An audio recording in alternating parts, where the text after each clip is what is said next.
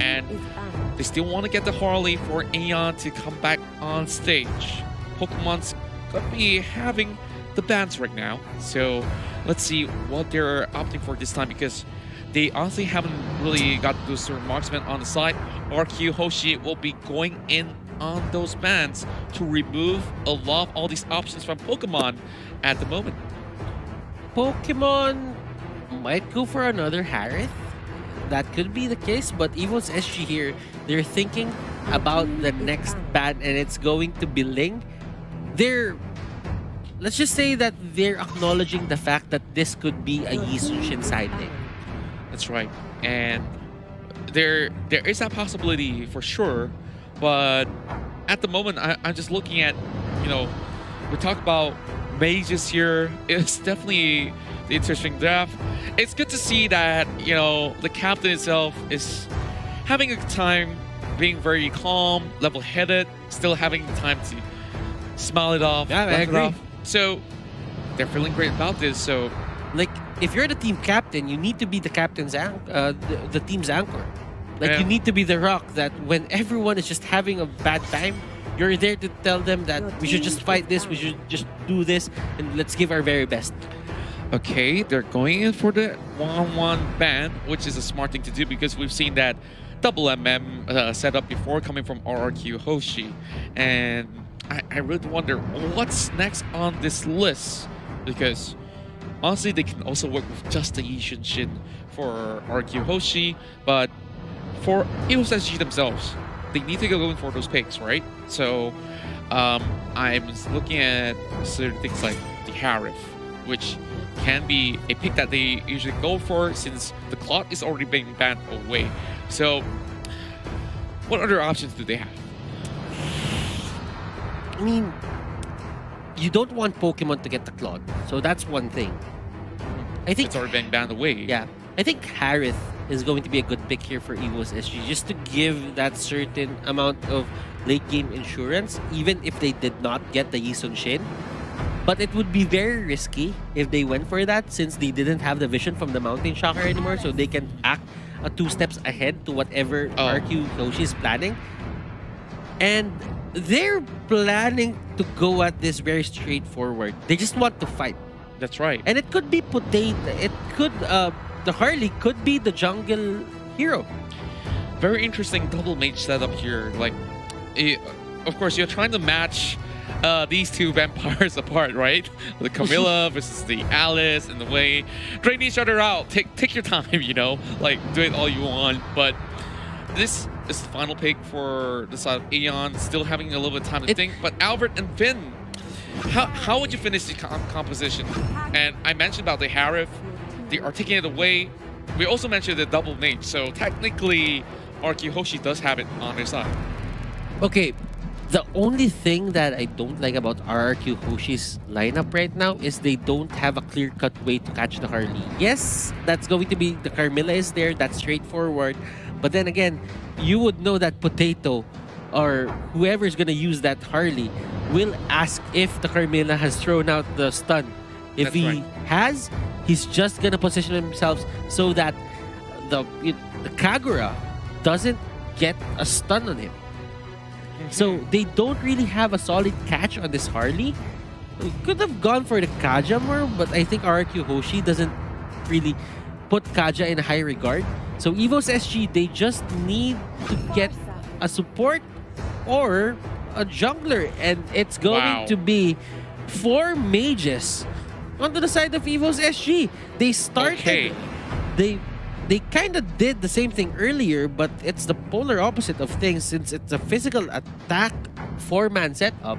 I'm starting to see a little bit of an interesting sort of a way that RQ HOSHI could possibly find a way to counter, and it's by building a lot of magic resistance. Yeah. So Athena Shield, Oracle. They're looking for a hyper burst composition in a certain way or another, and that is probably how they're looking to take on most of the members of RRQ. But Lapu Lapu, we talk about this fighter being also strong for a very good reason.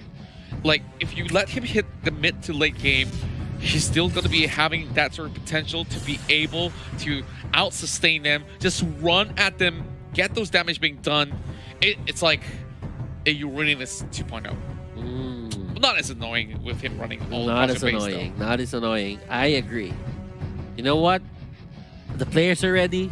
We're ready. I hope you guys who are watching at home is ready for the storm that's about to come in. This is reset to a best of one. Whoever wins this game will secure the upper bracket. And this is game 3 of the best of 3 series between RRQ HOSHI and EVOS SG.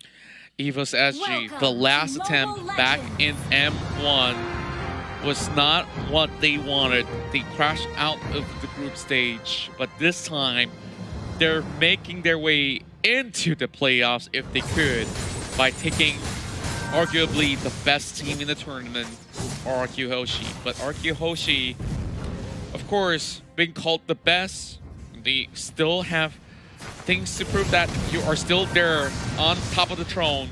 But R7 already getting those pokes coming in. Interesting rotation coming from the side of Aeon, as you know, the Farsa pick itself that's coming right in for Aeon is definitely a talking point in this entire composition of EVOS SG. And believe that, speaking of Aeon, he's already got those boots already up on deck. And what do you think about the sort of the spells being used by Soul as well as JPL?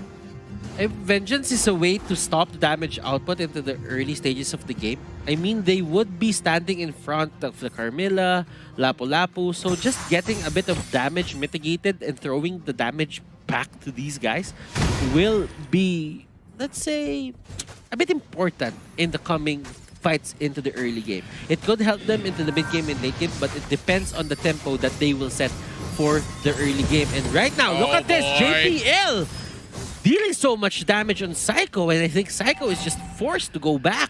You can see that he immediately needs to pop the flicker right there. Like, didn't really expect the sort of burst that will be coming in that short span of time. Of course, early game, you just expect to see more boots being purchased. And coin in for the side of Albert to cash right in. Not enough to actually steal it away coming from the Alice. And just love the lands being brought out as Potato currently initiating on towards this turtle already. Kagura is currently at level 4. So speaking of level 4 fights, this is going to be a pretty tough fight for the side of Cycle to come right in, being at level 2 at the moment, so they have to give this turtle away. The first thing they've noticed is the turtle is gonna spawn near Soul.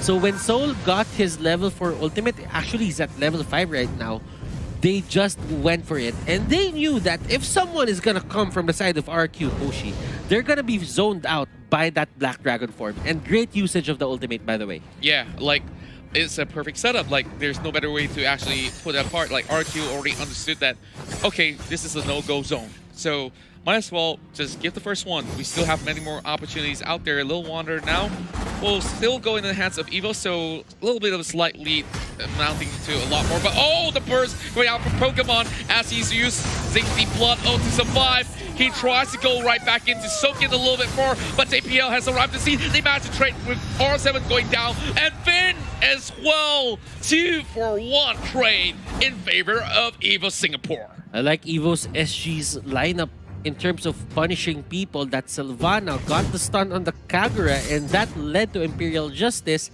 And they went straight for that Harriet. They knew that Harriet didn't have any more Zaman Force, didn't have anyone left in the tank. So that only means Soul and Lemon here is gonna have a back and forth. And right now, Soul is getting the upper hand in this lane, and they still get Harriet.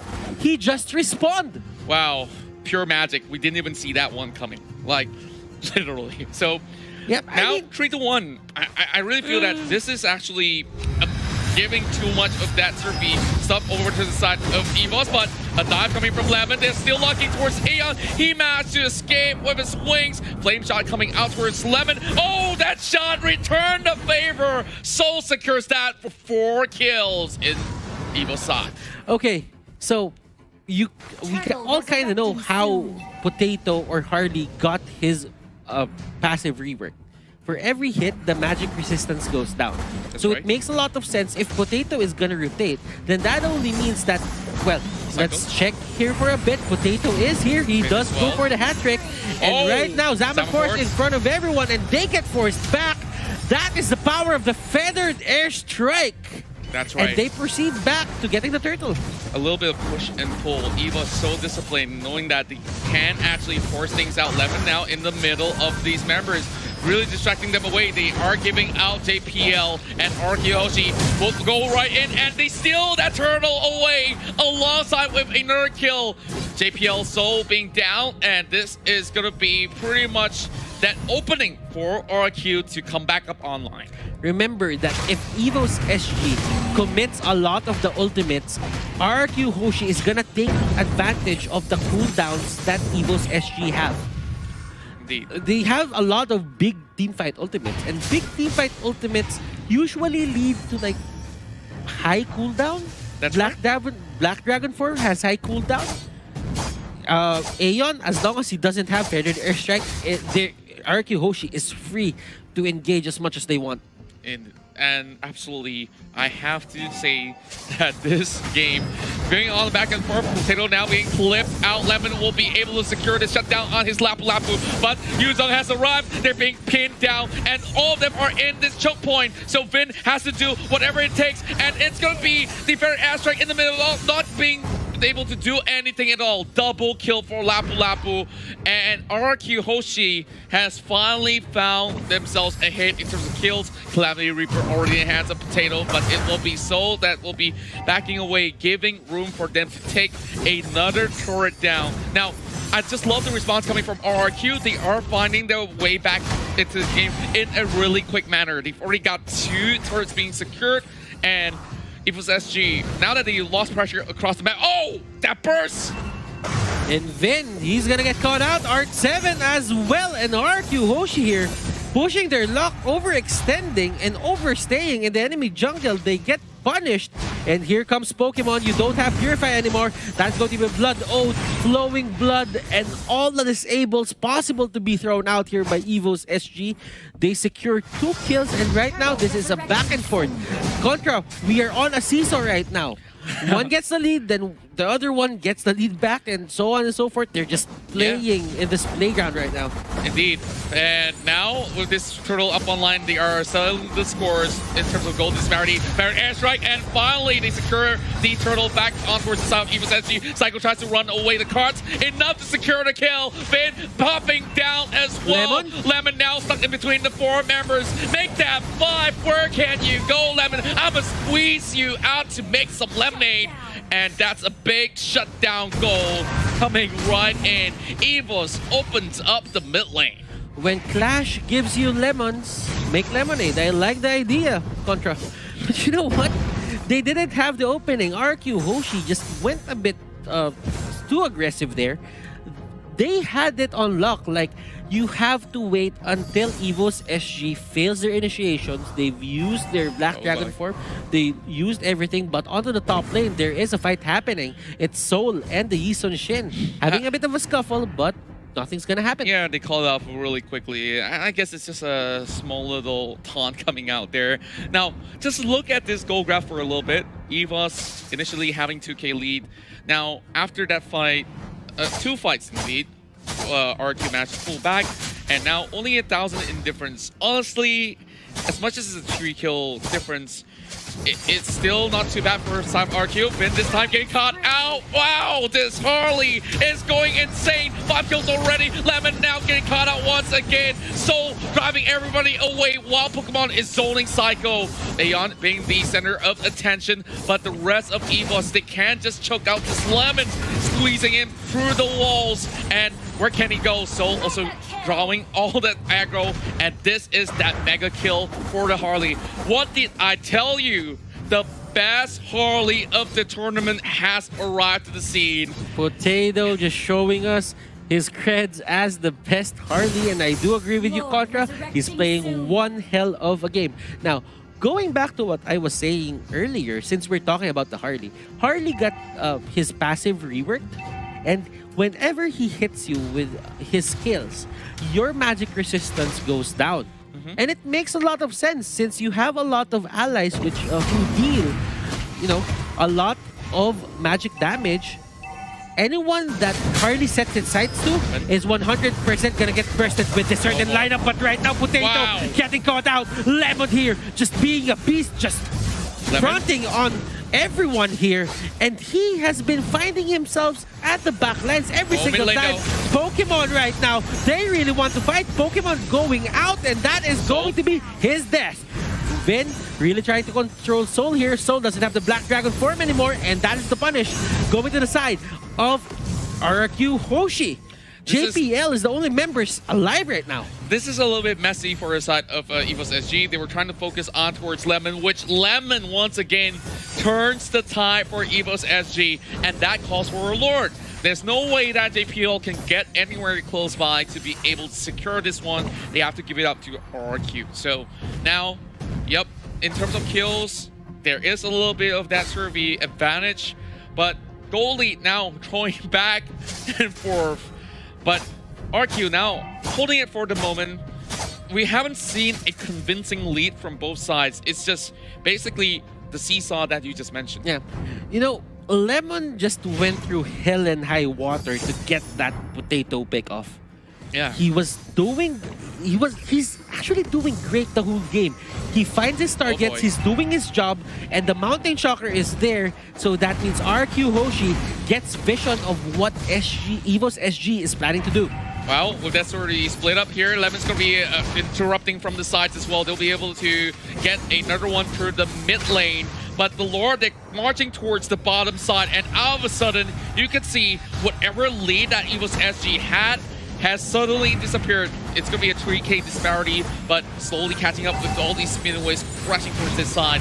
But this is the problem that we mentioned early on. When you have so many mages on the side of EVOS SG, Lemon can just stack all these over MR.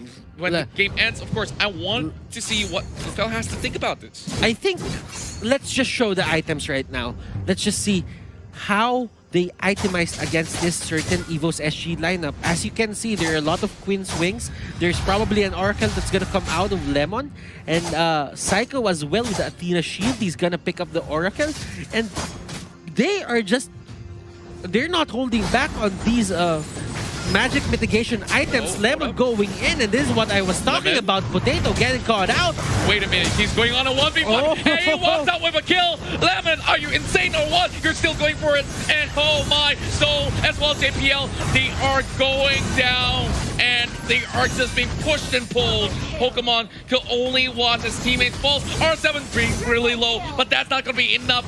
Triple going to R7, and RRQ says, dream all you want.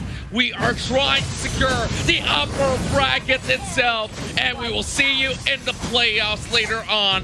And RRQ HOSHI, after such a tough game, they have been able to secure that wipeout, and the Indonesian side finally see the light at the end of the tunnel. RRQ falls short.